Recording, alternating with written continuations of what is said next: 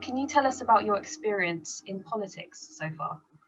Okay, so my political experience, so I came into politics quite late, Ribeka, and I think that's an absolute advantage because it means that I've lived before wanting to use that in a way that I hope will help people.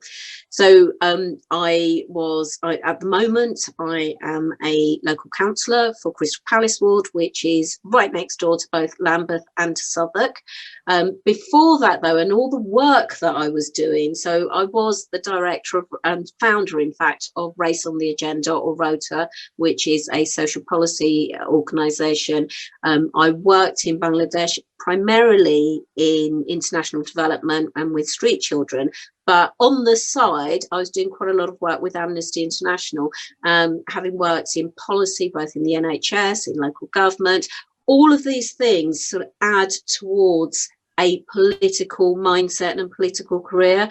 The level of experience that I've managed to gain through all of that means that I can be a very effective and strong GLA representative for the people of Lambeth and Southwark once we finally have the election. Right, and you said you came late into politics, but I guess from your career so far in politics, what would you say is the proudest moment? That work as the NHS and working with the NHS and knowing what a wonderful institution the NHS is has really informed a lot of what I do. I have also worked for Save the Children. I worked in international development. I worked in Bangladesh, which is where my heritage is, for an organisation that worked with street children and literacy. And that really, and I also worked, within a very short period of time, within that 2 years that I was in Bangladesh, for a community health project as well, and setting up a community hospital. I've also trained as a barrister. I then worked for the Crown Prosecution Service. What would you say is probably the biggest failure that you've had, or I guess a learning moment that you've had in your career? That's an interesting question. You see, I'm rather than sort of failure and looking at issues negatively, I always try to look at things positively. So we all have times where we sit back and we think, oh, I could have done that differently. Now, the trick is to not sit there under the duvet for 2 weeks thinking, oh, that was terrible. The trick is to actually get up and just if you've done something wrong, go out and deal with it. Take responsibility. Right, I made a mistake. This is what we're going to do to move on. And I also believe fundamentally in the saying that this too shall pass, because it does. But the trick is to look forward and to put right what's gone wrong, whether that's you or somebody else, and then to move on and to make it better.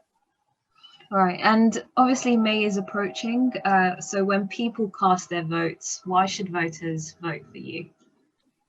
So I have real life experience, as I've said. So Ribeka, when it comes to, we talk about people in poverty, people who have to make these terrible choices under this Conservative government of either paying for food or paying for electricity to heat their homes.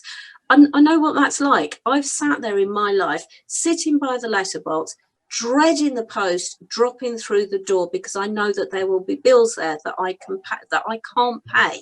And working out how that's going to be managed. I know that. So that real life experience is something that you can't pay for. I'm a mother. I've got 2 children. I've got a daughter at university who's just about to finish, and I've got a younger one who started secondary school.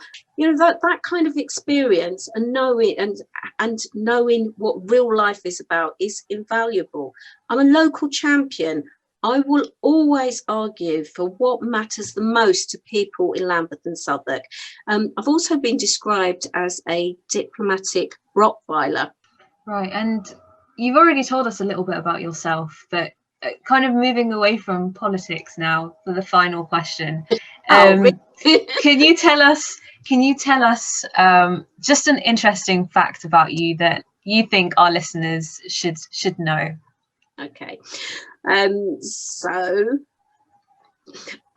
as I said, I came into politics quite so formal. I've always been political, but I came into formal politics quite late on, and that's not something to push, to brush aside. That's really important.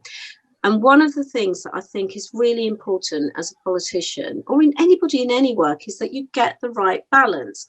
And when I decided to enter formal politics, I was really clear that I would remain grounded.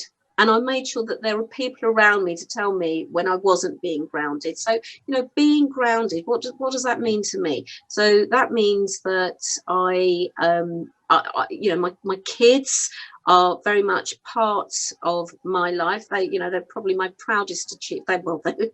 I can't say probably because I'll get lambasted. They are as a proud mum, they are my proudest achievement.